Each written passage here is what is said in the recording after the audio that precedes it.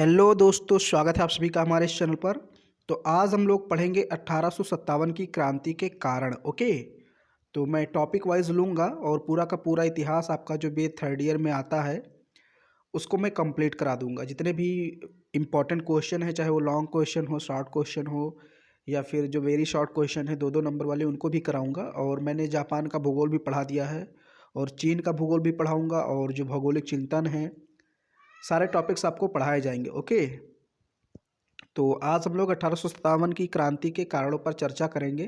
कौन कौन से वो कारण थे जिस कारण से 1857 की क्रांति हुई। ओके, तो अगर आप सभी लोग पहली बार आए हैं तो चैनल को सब्सक्राइब जरूर कीजिएगा। और चलिए अब हम लोग देखते हैं 1857 की क्रांति के कारण। ध्यान से देखिएगा, बहुत ही इजी लैंग्वेज में मैंने लिखा है और नोट्स भी आपको मिल जाएगा। नोट्स मेरे टेलीग्राम चैनल पर अपलोड कर दिया जाता है, वहाँ आप टेलीग्राम चैनल को ज्वाइन कर लेंगे तो वहाँ आपको नोट्स मिल जाएगा। ओके, वहाँ पर मैं नोट्स अपने अपलोड कर देता हूँ, वहाँ इजी रहता है, आराम से आपको नोट्स मिल जाएगा। अभी मैंने जापान का नोट्स वहाँ पर अपलोड कर दिया है। तो चलिए 1857 की क्रांति के कारणों पर हम लोग चर्चा करते हैं। बिल्कुल इसी तरह का नोट्स आपको मिलेगा, तो आप चाहे तो लिख भी सकते हैं या चाहे तो ऐसे आप पढ़ लें और फिर नोट्स आपको तो मिल ही जाएगा। तो क्वेश्चन है हमारा, 1857 की क्रांति के प्रमुख कारणों का उल्लेख कीजिए या वर्णन कीजिए। ये अक्सर 500 शब्दों में पूछ लिया जाता है और 8-10 नंबर के क्वेश्चन रहते हैं। तो सबसे पहली हेडिंग हमको डालनी है भूमिका, और भूमिका में हमको थोड़ा सा लिखना है कि 1857 की क्रांति कब हुई। ओके, ये थोड़ा सा वर्णन कर देना है।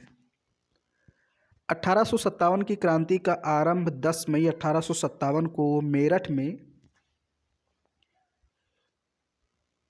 कंपनी के भारतीय सिपाहियों द्वारा, ये ध्यान देने की बात है, कंपनी के भारतीय सिपाहियों द्वारा शुरू हुआ, जो धीरे धीरे दिल्ली, बरेली, कानपुर, झांसी, अवध आदि स्थानों तक फैल गया। ओके, तो यहाँ पर ध्यान देने की बात यह है कि कंपनी में चूंकि 2 टाइप के सैनिक होते थे, एक तो ब्रिटिश सैनिक होते थे और एक होते थे भारतीय सैनिक। तो जो विद्रोह शुरू किया है वो भारतीय सैनिकों ने ही शुरू किया है। तो 1857 की क्रांति कब आरंभ हुई ये आप याद रखिए। ओके, ये ज़रूरी है। तो 10 मई 1857 को कहाँ, मेरठ में कंपनी के भारतीय सिपाहियों द्वारा शुरू हो गया और धीरे धीरे ये मेरठ से दिल्ली, बरेली, कानपुर और फिर अवध, यहाँ सब ये पूरा का पूरा आपका फैल गया। ओके, क्रांति। तो अब हम इसके कुछ कारणों पर चर्चा करेंगे। तो सबसे पहला हम लिखेंगे राजनीतिक कारण। सबसे पहला राजनीतिक कारण। अब देखिए राजनीतिक कारण में देखिए पहला पॉइंट आप लोग देखिए, ये वाला पॉइंट 1857 की क्रांति के राजनीतिक कारणों में लॉर्ड वेलेजली की सहायक संधि तथा लॉर्ड डलहौजी का व्यक्तिगत का सिद्धांत प्रमुख था। ओके, तो 2 चीज़ें प्रमुख थी, एक तो लॉर्ड वेलेजली का सहायक संधि और लॉर्ड डलहौजी का व्यक्तिगत का सिद्धांत। व्यक्तिगत का सिद्धांत मतलब हड़प नीति। ओके, राज्यों को विलय करने की जो उसकी नीति थी उसको बोला गया व्यक्तिगत का सिद्धांत, और वेलेजली की सहायक संधि। ये 2 चीज़ें बहुत ज़्यादा महत्वपूर्ण है राजनीतिक कारणों में। आगे हम लोग बात करते हैं। यहाँ देखिए आगे दूसरा पॉइंट, ये दूसरा पॉइंट है। यहाँ देखिए लॉर्ड वेलेजली की सहायक संधि के अनुसार, अब सहायक संधि के अनुसार क्या होता था, भारतीय राजाओं को अपने राज्य में कंपनी की सेना रखनी पड़ती थी। जो भारतीय राजा होते थे, देसी रियासत के जो राजा होते थे, उनको अपने राज्य में ब्रिटिश सेना रखनी पड़ती थी। सहायक संधि से भारतीय राजाओं की स्वतंत्रता समाप्त होने लगी और राज्य में कंपनी का हस्तक्षेप बढ़ने लगा। अब चूंकि भारतीय राज्य में ब्रिटिश सेना रहती थी तो ब्रिटिश का हस्तक्षेप उसमें बढ़ जाता था और धीरे धीरे देसी रियासतों के जो राजा थे यानी भारतीय राजा थे उनकी स्वतंत्रता समाप्त होने लगी, क्योंकि सेना तो ब्रिटिश की थी तो ब्रिटिश का कहना मानेगी। इसलिए इन राजाओं ने विरोध किया और ये राजनीतिक कारण बना 1857 की क्रांति का। ओके, तो ऐसे आपको समझना है। फिर यहाँ आप देखिए ये तीसरा पॉइंट, 1 मिनट, इसको मैं थोड़ा सा ऊपर करता हूँ। ये तीसरा पॉइंट अब देखिए आप, लॉर्ड डलहौजी की राज्य हड़प नीति, जिसको हम व्यक्तिगत का सिद्धांत भी कहते हैं, इसके द्वारा अंग्रेजों ने हिंदू राजाओं के दत्तक पुत्र लेने के अधिकार को ही समाप्त कर दिया। वैध उत्तराधिकारी नहीं होने की स्थिति में भारतीय राज्यों का विलय अंग्रेजी राज में कर लिया जाता था। तो अब ये क्या था, लॉर्ड डलहौजी की राज हड़प नीति, इसमें इसने एक नियम बनाया, एक कानून बनाया डलहौजी ने कि अगर किसी राजा का कोई वैध उत्तराधिकारी नहीं है, मतलब कोई निजी संतान नहीं, अपनी संतान नहीं है, तो वो किसी दूसरे संतान को गोद नहीं ले सकता। ओके, इससे क्या होगा कि जब उसका राजा का उत्तराधिकारी नहीं होगा तो उस राज को अपने राज में विलय कर लेंगे। तो इससे भी जो राजा थे उनमें एक द्वेष भावना अंग्रेजों के प्रति पैदा हुई और ये भी एक राजनीतिक कारण बना 1857 की क्रांति का। अब देखिए डलहौजी ने किन किन राज्यों का विलय किया, तो यहाँ पर कुछ राज्यों का नाम दिया हुआ है और कब कब विलय किया उनका, ये देखिए। ये देखिए डलहौजी द्वारा विलय किए गए राज्यों का क्रम: सतारा को 1848 में विलय कर लिया, जैतपुर संबलपुर को 1849 में, बघाट को 1850 में और उदयपुर को 1852 में, झांसी को 1853 में, नागपुर का विलय 1854 में, करौली का 1855 में और अवध का विलय 1856 में कर लिया। चूँकि इनके उत्तराधिकारी जो थे वो इनके निजी संतान नहीं थे, मतलब गोद ले नहीं सकते थे, दत्तक पुत्र ले नहीं सकते थे। तो इस प्रकार लॉर्ड डलहौजी ने नियम बनाया था और इस तरह उसने राज्यों का विलय कर लिया। एक और कारण आप लोग लिख सकते हैं राजनीतिक कारणों में, नाना साहब की जो पेंशन थी उसको बंद कर दिया गया था। ओके, तो इसलिए ये भी एक असंतोष का कारण बना। ओके, नाना साहब पेशवा की पेंशन रोके जाने का विषय भी असंतोष का कारण बना। इनकी भी पेंशन बंद कर दी गई थी, अंग्रेज़ों ने बंद कर दी कि हम पेंशन आपको नहीं देंगे, तो ये भी एक राजनीतिक कारण में आ गए। ओके, तो कौन कौन से राजनीतिक कारण हैं? पहला है लॉर्ड वेलेस्ली की सहायक संधि। उसके अनुसार भारतीय राज्य को अपने राज्यों में सेना रखनी पड़ती थी, जिससे क्या हुआ, भारतीय जो राजा थे उनकी स्वतंत्रता समाप्त होने लगी और वे इसके विरोध में हो गए। यानी भारतीय जो राजा थे वो विरोध करने लगे अंग्रेजी सेना का या अंग्रेज़ों का कि आप हमारे राज्य में सेना मत रखिए। तो पहला कारण वो था। अब दूसरा था लॉर्ड डलहौजी की राज हड़प नीति। इसमें मैंने बताया कि हिंदुओं के जो दत्तक पुत्र लेने के अधिकार होते थे उनको समाप्त कर दिया। अब कोई भी राजा उत्तराधिकारी अगर उसका नहीं है तो दत्तक पुत्र नहीं ले सकता है गोद। तो इस प्रकार भारतीय राज्यों का विलय कर लिया गया। आपने देखा यहाँ पर कौन कौन से राज्यों का विलय कब कब किया गया। फिर है नाना साहब पेशवा की पेंशन रोके जाने का विषय भी असंतोष का कारण बना। तो ये इतने राजनीतिक कारण हैं। अब यहाँ पर हम लोग बात करते हैं आर्थिक कारणों की। 1 मिनट, इसको ऊपर लेकर जाते हैं। तो यहाँ देखिए आर्थिक कारण भी कुछ इम्पोर्टेंट थे।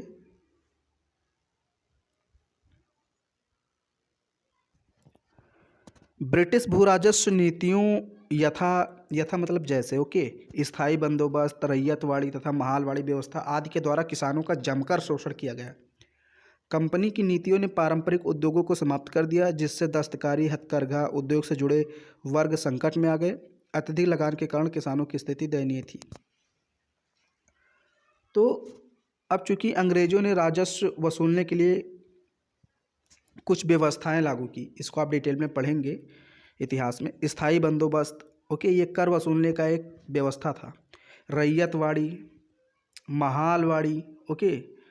तो स्थायी बंदोबस्त में क्या किया जाता था कि एक ठेकेदारी पर लगान वसूला जाता था। ठेकेदारों को ठेका दे दिया जाता था, तो वो लोग किसानों से वसूल करते थे कर। अब इसमें मैं डिटेल तो बता नहीं सकता। रैयतवाड़ी कुछ सही थी क्योंकि इसमें सीधे जनता से टैक्स लिया जाता था। और जो महालवाड़ी है, इसमें जो गांव के प्रमुख या मुखिया होते थे उनके द्वारा किसानों से कर वसूल करवाया जाता था, फिर वो कंपनी को कर देते थे। ओके, तो इसके द्वारा किसानों का जमकर शोषण किया गया और कंपनी की कुछ नीतियां थी उद्योग से संबंधित।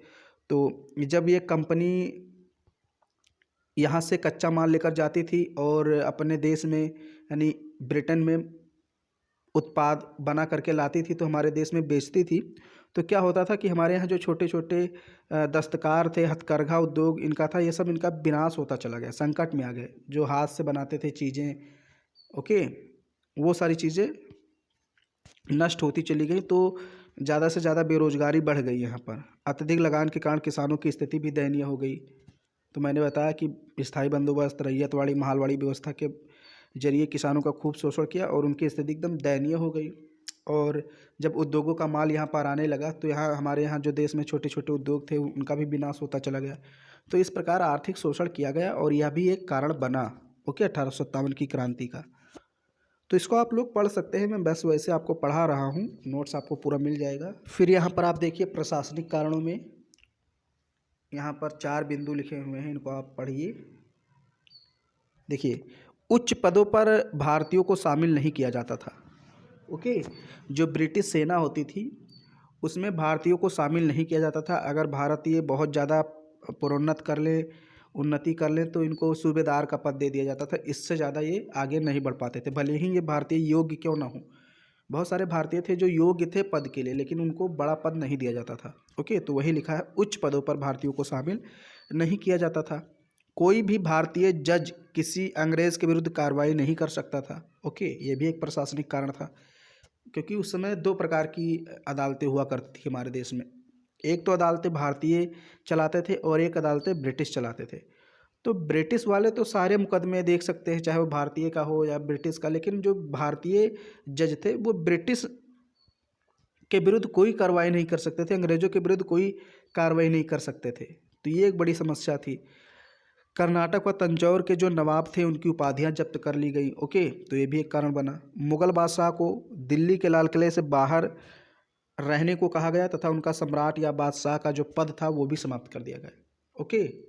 मुगल बादशाह, अब देखिए कितनी बड़ी बेइज्जती हुई मुगल बादशाह की। मुगल बादशाह को दिल्ली के लाल किले से बाहर फेंक दिया गया कि अब आप यहाँ नहीं रहेंगे, यहाँ से जाइए। और उनको कह दिया गया कि अब आप सम्राट नहीं रहे भारत के, या बादशाह नहीं रहे, अब आप सिर्फ एक छोटे से राजा रह गए हैं।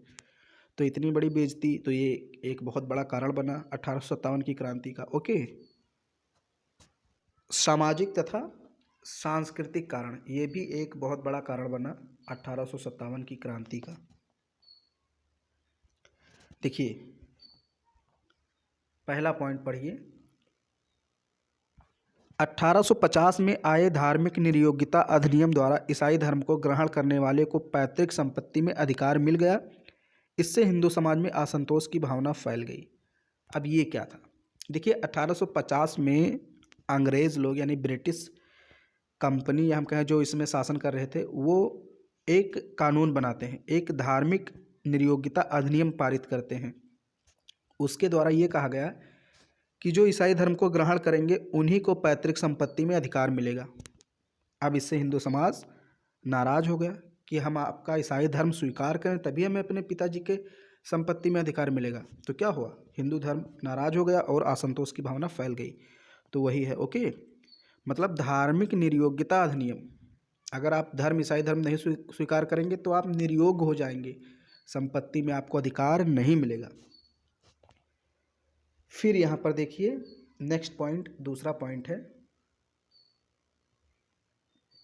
ये देखिए 1813 के चार्टर एक्ट में ईसाई मिशनरियों के धर्मांतरण कार्यक्रमों को प्रोत्साहित किया गया। कालांतर में, यहाँ में होगा, विधवाओं, जनजातियों व अनाथों का धर्मांतरण करवाया गया। इसका मतलब ये है कि 1813 ईस्वी में फिर ये एक कानून लेकर आते हैं जिसको बोला जाता है 1813 का चार्टर एक्ट, ओके।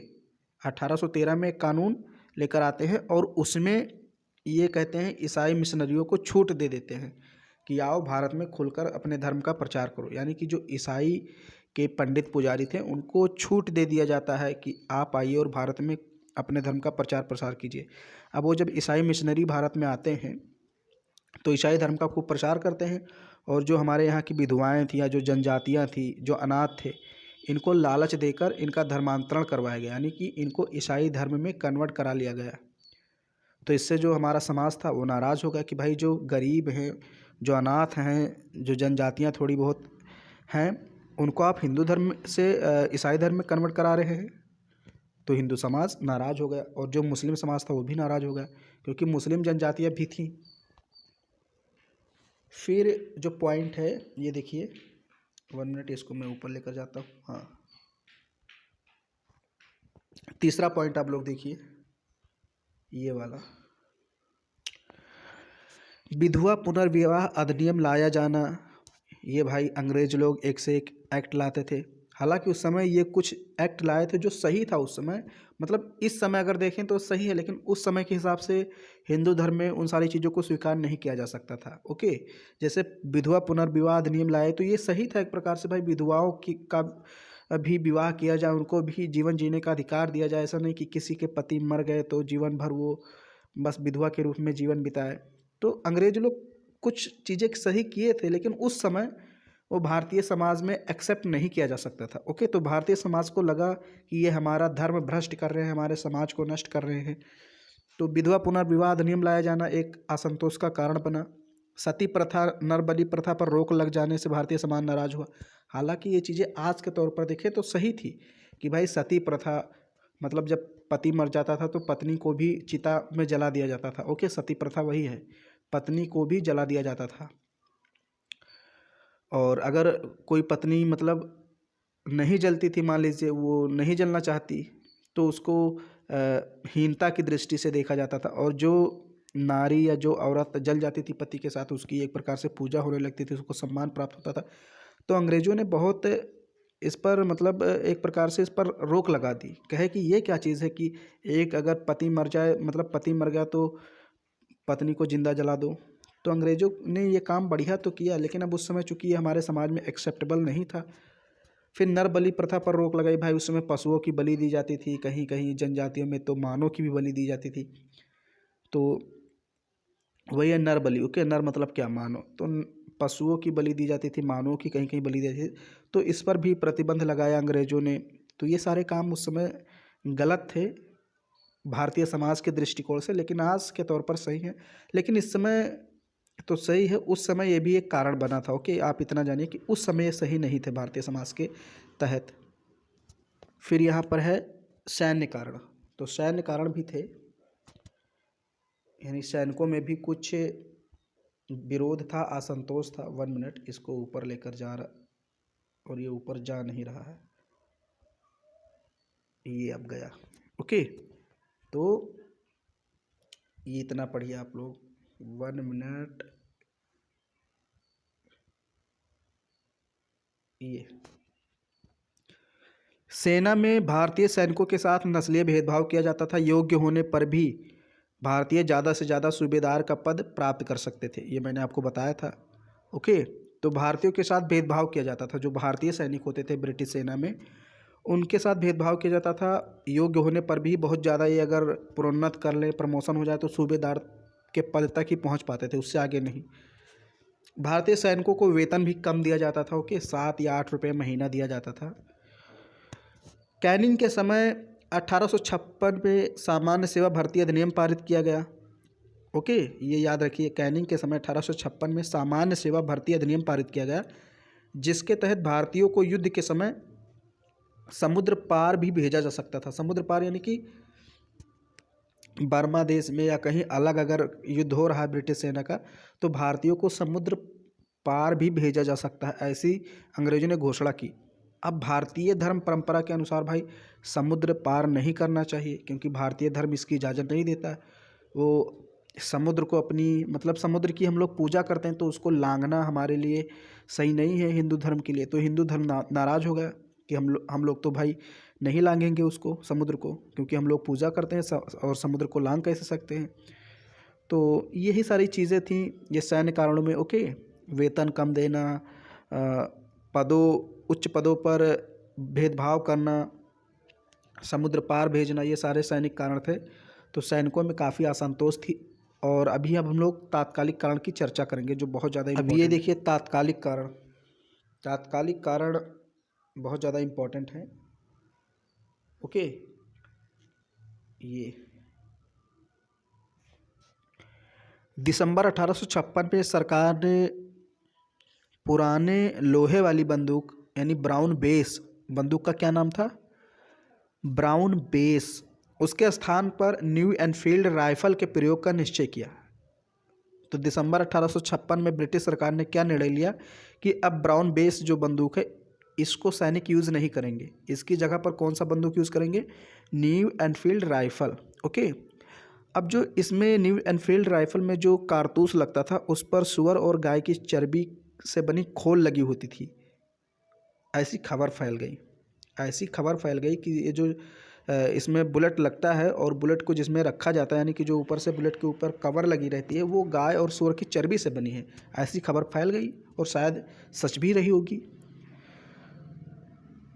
प्रयोग करने से पहले इसको मुंह से खोलना पड़ता था। अब जो ढक्कन था बुलेट का, यानी खोल था, उसको उतारना पड़ता था, फिर बुलेट को बंदूक में डालना पड़ता था, तो मुंह से खोला जाता था उसको। तो हिंदू तथा मुस्लिम सिपाहियों द्वारा इसका प्रयोग करने से मना कर दिया गया और विरोध किया गया कि भाई, चूँकि गाय हमारी, हिंदुओं ने कहा कि गाय हमारी माता है और उसकी चर्बी से बने कारतूस को हम मुंह से नहीं लगाएंगे। मुस्लिमों ने कहा भी कि हम, चूँकि सूअर हमारे लिए हलाल है, इसलिए हम लोग सूअर की जो चर्बी है उससे जो कारतूस बना है उसका प्रयोग हम लोग भी नहीं करेंगे मुंह से। तो ये सारी चीज़ें हुई, तो विरोध हुआ, हिंदू और मुस्लिम दोनों ने विरोध किया कि हम ऐसी बंदूकों का, ऐसी गोलियों का प्रयोग नहीं करेंगे।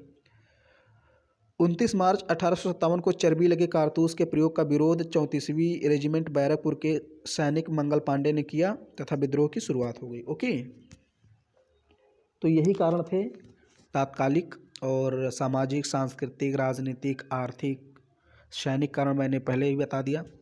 तो इतने कारण थे और मैंने ऐसे थोड़ा बहुत आपको समझाया है, क्योंकि इसमें सब इजी लैंग्वेज में लिखा है। ये नोट्स भी आपको मिल जाएगा, टेलीग्राम चैनल पर मैं उपलब्ध करा दूंगा। तो आप लोग टेलीग्राम चैनल से जुड़िए और चैनल को सब्सक्राइब कीजिए, ज़्यादा से ज़्यादा लोगों में शेयर कीजिए और कमेंट कीजिए। ओके, तो मिलते हैं अगले वीडियो में एक नए वीडियो के साथ, एक नए टॉपिक के साथ। तब तक के लिए नमस्कार।